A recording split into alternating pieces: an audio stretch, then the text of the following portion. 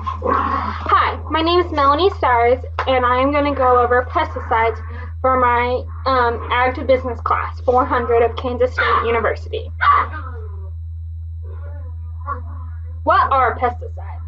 Pesticides are reducing the numbers of weeds, roaches, termites, mosquitoes, aphids, beetles, caterpillars, bacteria, fungi, viruses, and animals and fleas. The history. The history starts out in 2500 BC, where we first started to control the pest. In over 50 years, chemicals have been used. The first use of actual pesticides was in 1892 on an orchard farm, where he mixed lime and a copper sulfate. But those ingredients of the pesticides were very toxic and was doing more damage than good to our crops. But in World War II, they helped control the health of our soldiers by controlling lice, that you can see in the picture in the right, and mosquitoes. The Black Plague of Europe started making pesticides more improvement by trying to control the harm of animals, the rodents, and the fleas in our fields for the harvest. The methods. Foliar and soil methods are based on the growth of plants, which I go in further detail in the next slide. But to determine how the tractor or equipment is set up is we need to know the height where the growth of the plants are based off the weather. So the wind speed, the temperature, rain or sunshine, the moisture of the field. Because these will be big factors of if the tractor can get in there, if you'll be able to spray, and how the crops will be doing. And with the tractor, you want to set it, or the equipment, you want to set it up correct. For the tractor, nasal size, determine the nasal size and the distance of the boom on the boom. This determines the amount of pesticides that come out of the sprayer and how fast the tractor should go. Boiler, which is a lot of farmers and co-ops knows as post. This occurs when plants are hip height. When they have reached this height, they form a canopy with their leaves so they can protect the soil from the sun. To be able to attack the weeds and pests, we need to break through the canopy.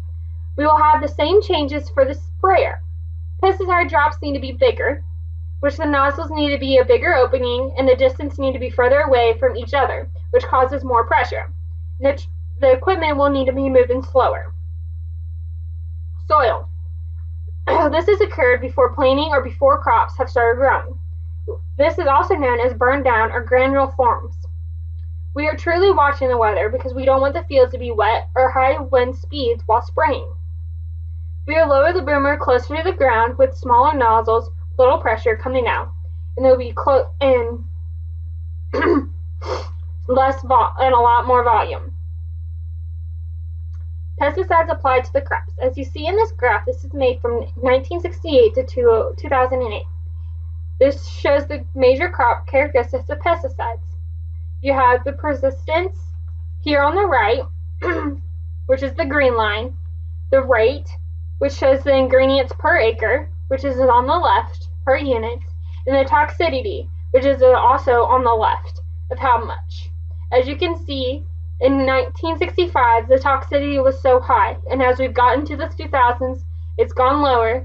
Per acre has gone lower, but the persistence has gone a little bit low, but we have our spikes that are going up. The unseen victims of pesticides of poisoning.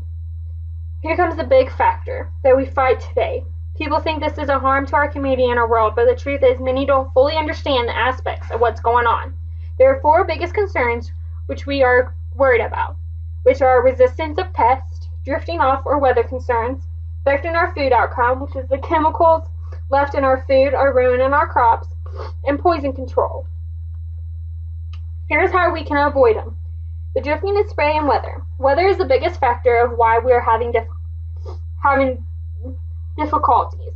The chemicals can run off into the stream when during rain. The wind can blow the spray off the ground, or we can move the tractor too far over and go over borders, which the borders are by the plants. When you pull up a sky view of the fields you see outlines, which those are called borders. And each farmer has their own borders for their field. So a lot of times the people who don't want the spray have the no spray sign, as you see up in the corner. But we can also miss spots. Because of this, it causes a contamination to the field because there's a certain spot where the pests are keeping on multiplying and soon becoming resistant to the chemical throughout the field. So most likely we need to drive slow, be careful, keep an eye out so we can avoid that. With the resistance, we want to watch how much pesticides we use. We don't want to over pesticides because if we over pesticides, that's one, a waste of money, and we're causing resistance to the animal as they reproduce, because they reproduce more than insects reproduce faster than us. They can become resistant to it as the ones live.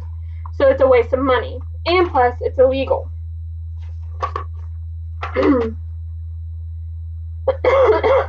Labels. We need to follow the directions that are given on the back of the bottle. This will tell you how much to use per acre and for certain crops, or even kill certain pests. There is multiple different classifications of chemicals because there are certain people that are allowed to use each class, which will come down to the private and commercial applicators. EPDS, Environment Protection Agency. The Public Health and Occupation all work together to pass and approve and register pesticides. This test goes from 8 to 12 years, and the investor owes $50 million. And it has to be classified in federal, special location, or emergencies. And these are determined on how they break down the environment, including the food supply and wildlife exposure. Are we burning our money away on the use of pesticides? And are we stating, as we stated earlier, to take pesticides, a lot of money, it takes a lot of pesticides to make, a lot of money to make pesticides. Is pesticides truly that much more, and farmers are wasting their money on those instead of family or better crops? The graph shown to the right is the money that's been spent on different pesticides from 1960 to 1999. And this has kept growing, but the truth is, for farmers. The farmers is they get money back. They get money back per insecticide that they use to better their crops. They get approximately $4 in crop savings by using pesticides and investing in them. So we are saving. All right. Stop. Hammer time. Stop. It's safety time. PPE, professional protection equipment. Proper gear to keep people who are mixing or spraying them by hand. It's just like when we keep our bathrooms, we're supposed to cover our mouths and protect our eyes when we're using bleach. For pesticides, we need to wear gloves, boots, coveralls with the legs covering the boot opening, aprons if we're mixing in the chemicals in the hood area, eyewear to protect the eyes from splashes or even little wind speeds, and respiratory to keep our breath good since we're so close to spraying this chemical, which was why many farmers and co-ops have used tractors or even airplanes to apply this, because they can attack to the field directly without any concerns with little wind speed and protect them from inhaling it. If they did this by hand, they would look like these guys. Applicators. This one is an applicator. Which one is private and which one is commercial? We'll get to that answer later on. But these people oversee and identify the pests that are in that field and apply the correct pesticides to their field. Many of them have to go through a license. The license is three tests, and you have to pass them 100%. And once you pass, you have to pass them all at once. If you fail one, then you don't get to finish. You have to stop and come back and take the other one. The picture over here, as I'm circling it, is a picture of a license for an applicator. They also need to keep records on the file to give to farmers, keep in their hands, and in co-ops, they need to have it at a high marking. This is to help determine when they have sprayed and what area, so when the OSHA comes in, they can protect themselves. So with this, they write down when they applied the pesticide, when it started and ended, who was the applicator, who was the farmer, what brand of pesticides they used, how much, the weather, and what kind of equipment they used. So I talked about commercial and private applicators. Commercial applicators are the co-ops that I have talked about. They work for companies that will pay for them to get their license, and these companies are working through the state. So by law, for their co-workers to be able to apply pesticides, they have to have an application license, which they usually will pay for. And this allows them to deal with higher registered chemicals. A private is an everyday farmer taking care of their own field with their own ways. And they're truly not licensed, some of them, and they can't spray the high registered chemicals either. So can you determine which ones is private and which one's commercial? This one up top is commercial. This is my boyfriend Barry Gross, who works for Harvest Land Co-op. They're out of Indiana, Ohio, and he is working in the Verona, Ohio branch. Co-ops usually have multiple branches all over the world that do multiple different things for farmers that don't have the equipment or they truly just can't do the property. The pictures at the bottom is my friend Brandon Munchbrick, who is a private applicator. He works for his family farm where he's grown and raised, and he's slowly teaching his son how to correctly spray and work with the fields. There's the biggest benefits of spraying our community. As you can see, we want to be safety in manufacture and sales, use it correctly for the pesticide approach, and use the correct chemicals safely, and be trained properly. Organic versus non-organic. The biggest thing that has attacked our pesticides because we think they're harming to our bees, our environment, or our bodies. Truth is, if we don't use pesticides, the insects will get into the crop, eat it, live in it, maybe even put their babies and larvae inside this corn and eating it away. As you see here, there's a caterpillar that has lived and eaten away on the field, which that's one less money going to be made by that farmer. And here in the non-organic is a freshly corn. Yes, it's been sprayed by chemicals, but it's safe. There's been no insects living in it or anything like that. While you can clean off the chemicals and all that, but you can't clean off the bugs that's lived inside of it. When you have picked an apple off the side of the road or that's in your own backyard, you don't want to eat the apple after you've seen a worm crawling through it or anything like that. So with the non-organic, it's safer and it gives us more money and more crops as we get older. Our environment and our worldwide is growing in population. We're going to need more food for us than for the insects. And now we're worried about the grapes and the honeybees. It's the more important things of why people don't want pesticides to be spread. But we have this thing called sensitive crops area, which a lot of people have don't spray signs there.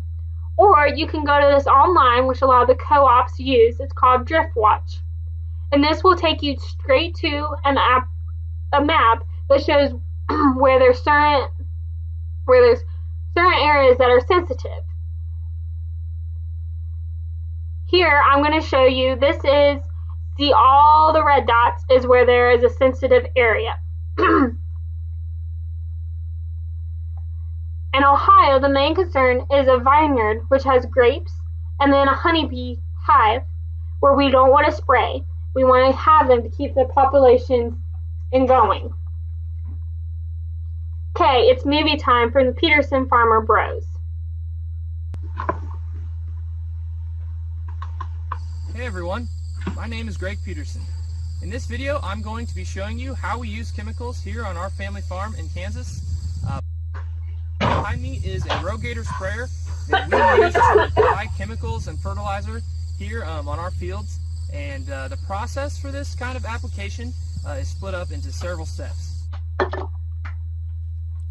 Before a farmer is allowed to apply chemicals, he or she must first become a licensed chemical applicator. In Kansas, this is done by studying this 100-page applicator manual and passing a test based on the information found within it. This manual teaches about different plants, weeds, and insects that chemicals can affect, how to use agrochemicals, how to read chemical labels, and how to protect yourself and the environment. Many farmers also have taken university courses and workshops based on these same topics. The point here is that the farmers who use chemicals on their farms are not naive or unaware of what these chemicals are or how they work. Most farmers are experts in chemical application, or at the very least are highly trained in how to work with them. Preparation is a very important part of spraying. The first thing you must do is decide which field you're going to spray.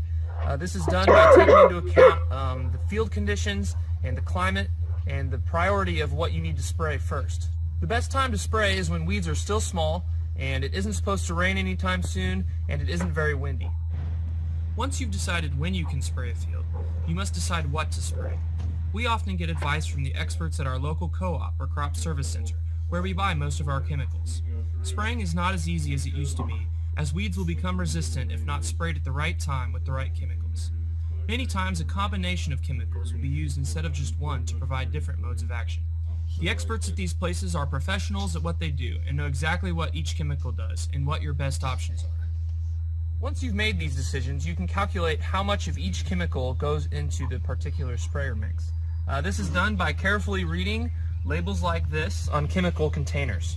Once you calculate how much of each chemical to use, it is time to mix. The number one misconception that people seem to have with chemical application in agriculture is that people believe that farmers overuse chemicals or use large amounts of chemicals on their crops and in their fields. This couldn't be farther from the truth. Chemicals are very expensive, and in any given mix of spray that farmers are spraying on their field, the typical amount of water in that spray is up to 90 to 95% of the mix, which means only 5 to 10% of what they're spraying, what is coming out of the booms, is actually chemical. And not only that, but the chemicals are usually only made up of about 50% active ingredient. And so you're looking at a very, very, very small percentage of what they're actually spraying that's actually chemical. My friend Sarah does a great job of explaining the percentage on her blog, linked in the description. These calculations were done for the popular herbicide glyphosate, which is a chemical we use quite often on our farm. At an average rate of application, a farmer is only applying 1 soda can's worth of glyphosate per acre, which is about the size of a football field. The reason the solution is diluted so much is to make the spray application process more efficient and to use the least amount of chemicals possible, because chemicals are very expensive to purchase, and farmers obviously do not want to spray more than they have to. The 5 ingredients I am mixing in this video are 725 gallon of water, 2 bags of AMS, 15 gallon of glyphosate, 8 gallon of 2,4-D, and 1 gallon of crop oil. This mix will be able to spray about 62 acres. First, AMS is added to water and stirred before starting the pump.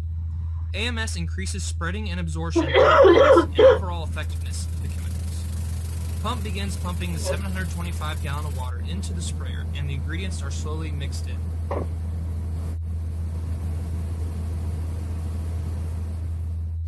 The sprayer mixes or agitates the solution as the tank is filled.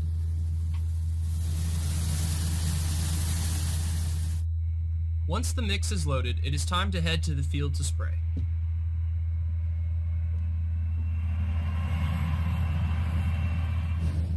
Almost every sprayer these days is equipped with a computer monitor like this one inside the cab.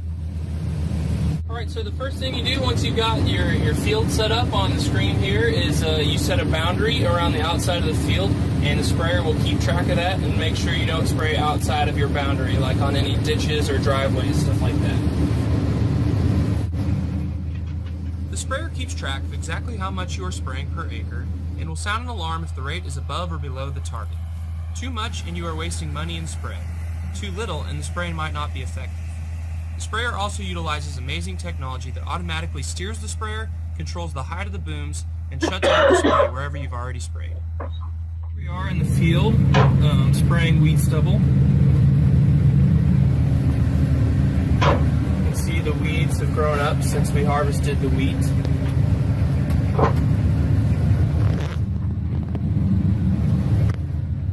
We planted in the circle where the pivot goes, and so you can see we already sprayed that. You can see the difference from where we sprayed and where we didn't spray. There's weeds where we haven't sprayed, and there isn't weeds where we have. Here you can watch the auto shut off. It shuts off 5, then 4, 3, and 2, and then 1.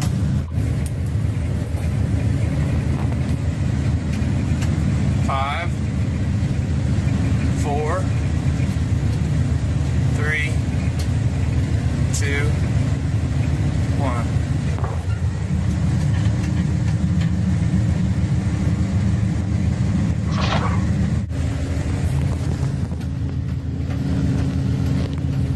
This is the auto boom control, auto boom height control. See, it's constantly moving to stay 33 inches above the ground.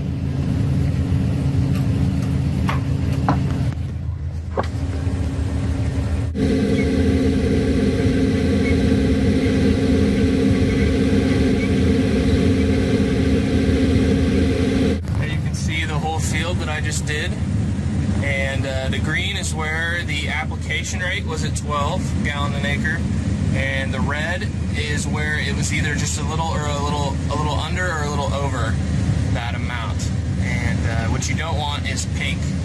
There's a little tiny bit of pink down there and a few spots of pink up there. But overall, it looks pretty good. Once you've finished spraying, you must write down everything that you've sprayed. This can be done either on paper or with the monitor that was in the sprayer.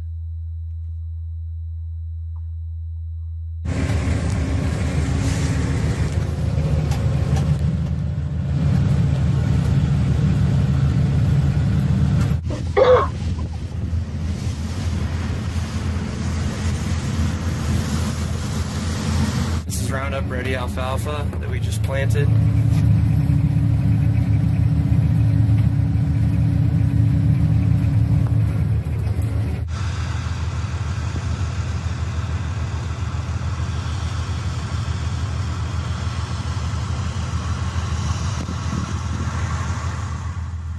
Thanks for watching, everyone.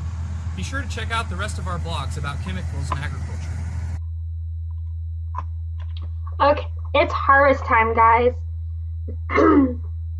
There will always be harm in this world, but let's make pesticides not one. By correct safety, accuracy, and using of these products, better pest control will result. Advised effect will be minimized and farming will be more profitable, more happier, and ready for the next year. And that's another season, y'all.